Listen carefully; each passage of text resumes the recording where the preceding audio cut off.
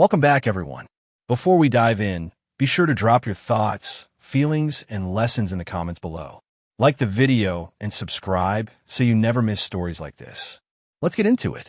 My fiancée vanished on a business trip, locked me out of her life, let her family treat me like trash, and came home smirking like I was supposed to beg for my place back. Here's how it happened. I'm Kellen Rigsby, black, born and raised in Charlotte, North Carolina. The kind of man who keeps his word because he expects the same. I manage operations for a distribution company just outside the city, the unglamorous backbone work where everything is tracked: shipments, time cards, invoices, signatures. That mindset followed me home. I like receipts. I like clarity. I like peace. When I met Nyla Corbett, I thought peace finally had a name. Nyla was magnetic in a clean, controlled way. She wasn't loud. She didn't have to be. People leaned toward her like she had gravity. She worked in corporate travel procurement for a medical supplier, always talking about vendors and flight routes and stakeholders. She loved crisp outfits and polished nails and a certain kind of smile that made strangers assume she was right before she even spoke. When she told me she liked how steady I was, I believed her. Our first year together felt simple. Weekend breakfasts, long drives, museum dates, her head on my shoulder during movies she pretended not to like. She laughed at my habit of putting everything into lists: grocery, errands, bills, vacation ideas, and then she started making her own list too. She called it adulting with intention. I called it building something. The first time she said my husband one day, I didn't correct her. I held her hand tighter. When I proposed, it wasn't flashy. It was a quiet evening at Freedom Park, warm breeze, a ring box that almost slipped out of my hand because my palms were sweating. Nyla cried, but only a little, like she wanted to look elegant, even in emotion. She said yes, then immediately started talking about venues and colors and guest counts. I remember thinking, she's excited. She's dreaming. I didn't realize she was already practicing control. Her mother, Zelma Corbett, smiled at me like I was a temporary employee. Her father, Dion, was polite but distant. Nyla's cousin, Yvette, had a way of asking questions that weren't questions. So, you're comfortable providing? You've got savings like that. You're sure you can handle a woman with standards? They always said it with a laugh, like the sting was my imagination. Nyla never defended me. She just watched. I try not to take it personally. I told myself that families test new people. I told myself Nyla was caught in the middle. But every gathering became a small trial. If I spoke, I was too sensitive. If I stayed quiet, I was not confident. If I paid for dinner, I was showing off.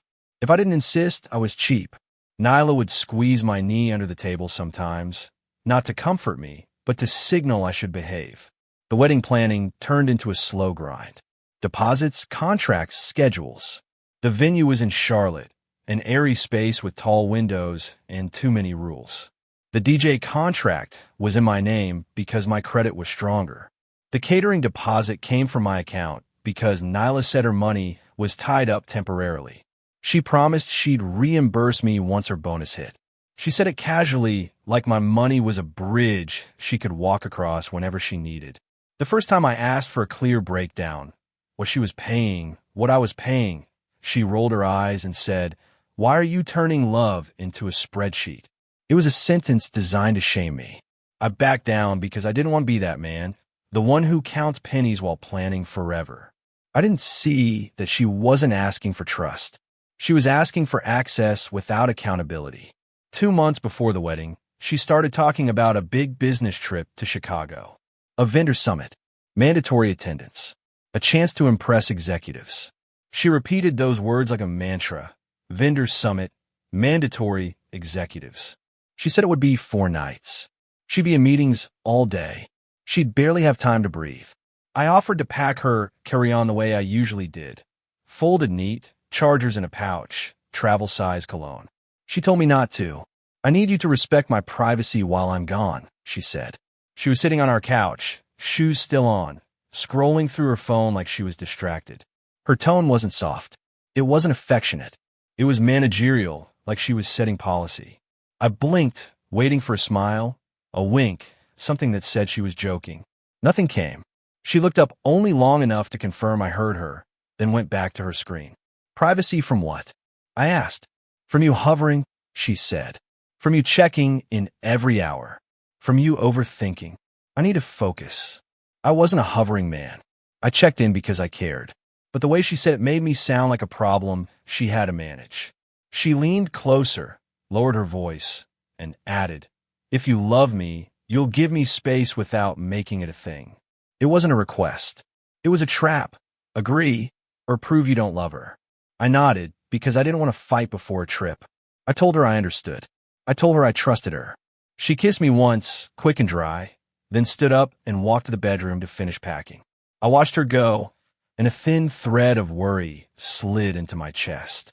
It wasn't jealousy. It was instinct, like a warehouse alarm that trips when something is off, even if you can't see smoke yet.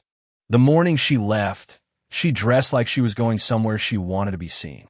Clean blazer, sleek hair, perfume that lingered after she walked out. At the door she paused, hand on the knob, and said, "Don't blow my phone up." She said it with a little laugh, like I was already guilty. Then she walked away without looking back. When the door shut, the apartment went quiet in a way that felt personal.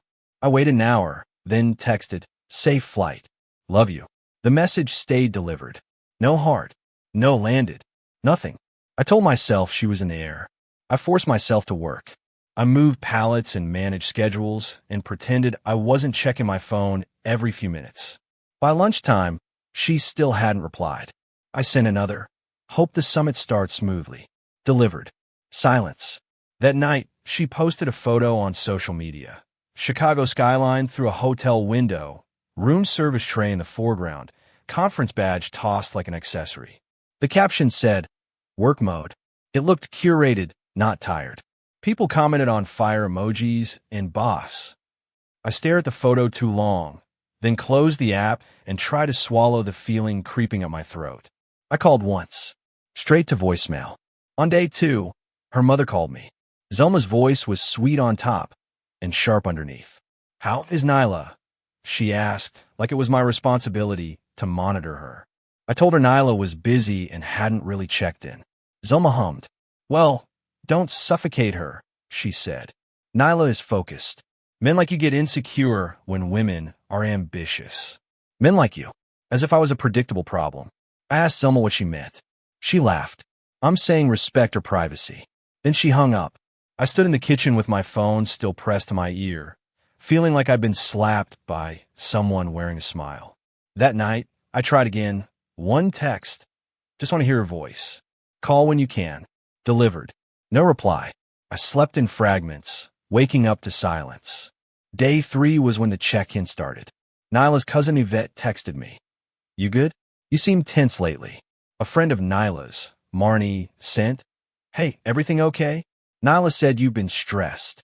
Nyla hadn't spoken to me, but she had spoken about me. She had time to shape a story about me to other people while leaving me alone in the dark. I felt something cold settle in my gut. I tried to call again. Voicemail. I left no message because I could already hear her mocking voice. "You're doing too much." I opened my laptop, started working on the wedding budget, and realized I couldn't remember which vendor had the final payment due next. My notes were missing. I checked the drawer where Nyla usually stored wedding papers. Empty. She'd taken them. All the contracts, copies, and confirmations I'd organized gone. That's when the suffering shifted from emotional to practical. I wasn't just lonely. I was being erased from my own planning. I searched the apartment like I'd lost my keys. Nothing. I called the venue to request a copy of our contract. The coordinator said, apologetic, that Nyla had already requested that communications go through her moving forward. My name was still on the contract, but I was treated like a bystander. I asked the coordinator if there was a reason. She hesitated and said, "She said you've been overwhelmed and it's best if she handles it." Overwhelmed. That was the word Nyla used when she wanted to make my boundaries sound like instability. I thanked the coordinator and hung up, my hands trembling. In the warehouse, if someone changed a process without notifying the team, it was a violation. At home, it was my life and nobody cared.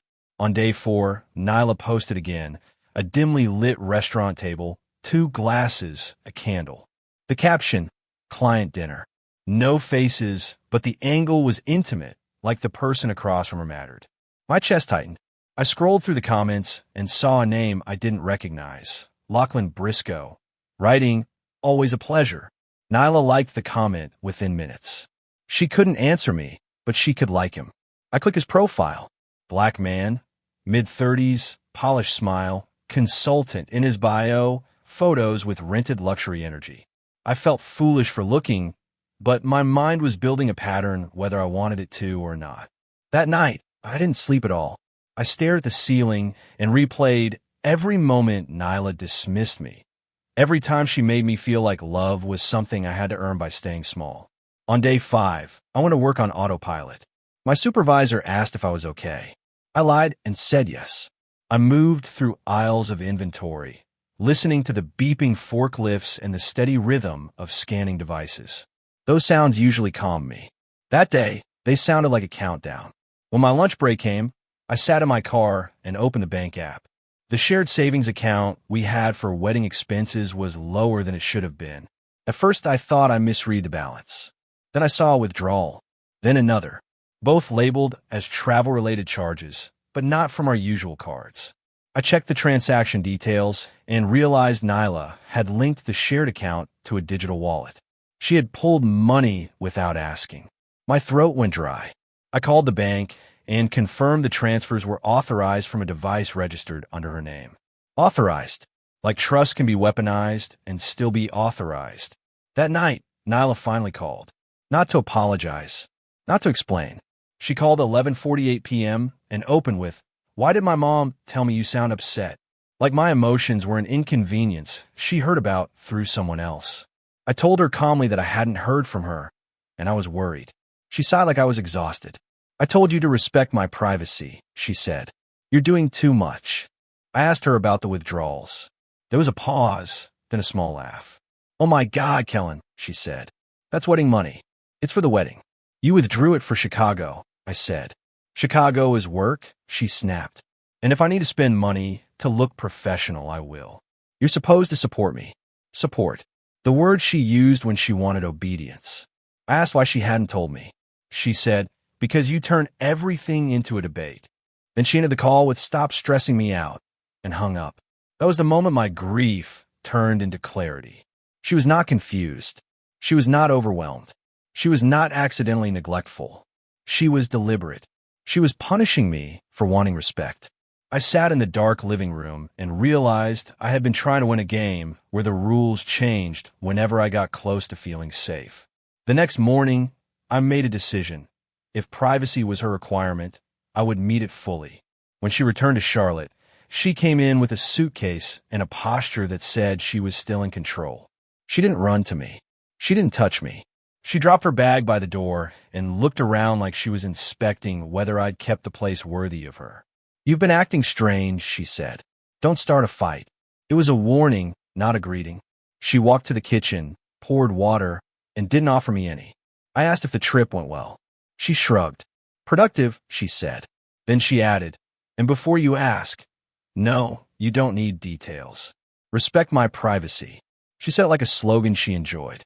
I looked at her face, so calm, so certain I'd accept whatever she handed me, and I felt a quiet snap inside. Not rage, not shouting, just the final click of a lock being turned. That night, I slept in the guest room. She didn't ask why. She didn't follow me. She didn't care. The next morning, she left early for work, and I stayed home because I'd taken a personal day. I sat at the table with my laptop, my notebook, and every receipt I could pull. I wasn't plotting revenge. I was doing what I did best, risk management.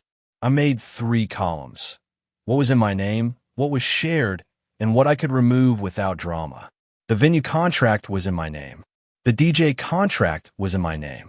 The photographer deposit was on my card. I started with calls. I spoke politely, calmly, like nothing was wrong. I asked about cancellation policies. I asked about transfer options. I asked about timelines. I didn't mention betrayal. I didn't mention engagement trouble. I simply said, life circumstances changed. The coordinators were professional. They emailed confirmations. I saved everyone. Next, I went to the bank in person. I moved my direct deposit to a new account. I removed my authorized access from the shared savings and requested that any future transfers require dual confirmation. The banker asked if everything was okay. I smiled and said I was reorganizing. It was true. I was reorganizing my life into something she could not siphon. When I walked out, the sunlight fell harsh and clean, like it was exposing a version of me I'd ignored. That afternoon, I started packing, but not like a dramatic exit. I packed like a man who wanted peace. I boxed her things neatly: shoes, toiletries, cosmetics, jewelry holders, labeling each box with a marker: bath, closet, desk. I didn't damage anything. I didn't hide anything. I just separated her from me. I placed the boxes along the hallway wall so they looked like a silent statement. This is not your home anymore. It is a place you will leave. When Nyla came home and saw the boxes, she froze for half a second. Only half. Then her expression hardened. "What is this?" she demanded. "Organization," I said. She laughed like I was trying to scare her. "You're not going anywhere," she said. "Stop being dramatic." She stepped around the boxes like they were clutter. Then she reached for her phone and started typing. Eyes narrowed. I knew she was summoning her audience. Her mother, her cousin, whoever would help her turn me into the villain. That's how she fought. Not with truth, but with chorus.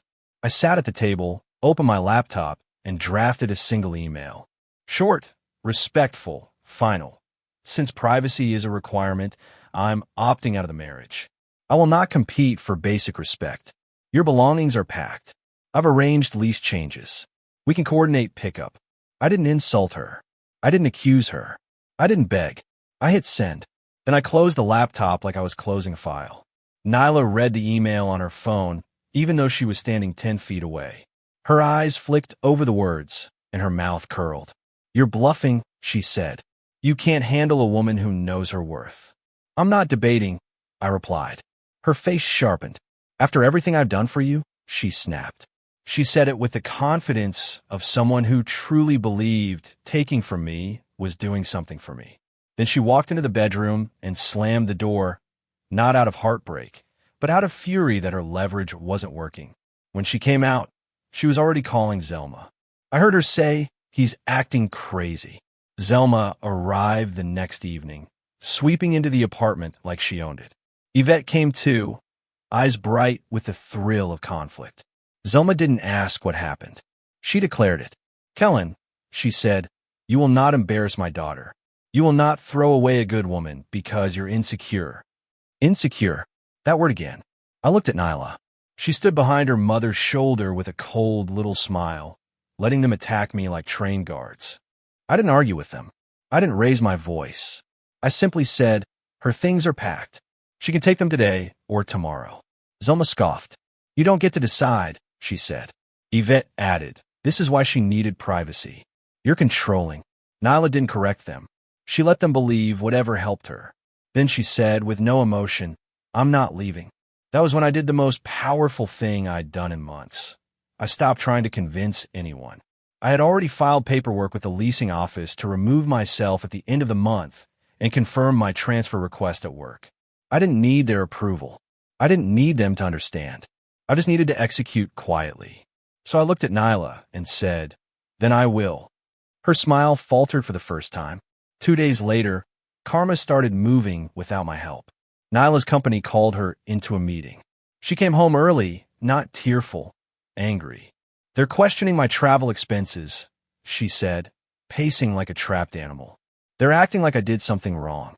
She didn't say, "I'm scared." She said, "They're disrespecting me," because to her, consequences were insults. She demanded I sit down and help her strategize like I was still her support staff. She explained, in pieces, that finance flagged duplicate charges, upgraded suite fees, and dinner receipts without client names. She said it was a misunderstanding. She said the vendor summit had informal networking. She said people were out to get her. But her story kept changing. When I asked one simple question, "Who was at the dinners?" she snapped, "Respect my privacy." Even now, with her job on the line, she wanted secrecy more than solutions. She called Lachlan Briscoe in front of me, voice sweet in a way I hadn't heard in months. "Can you vouch for me?" she asked. I heard him say something through the speaker that made her jaw clench. Then she said, "What do you mean you can't?" And her voice rose.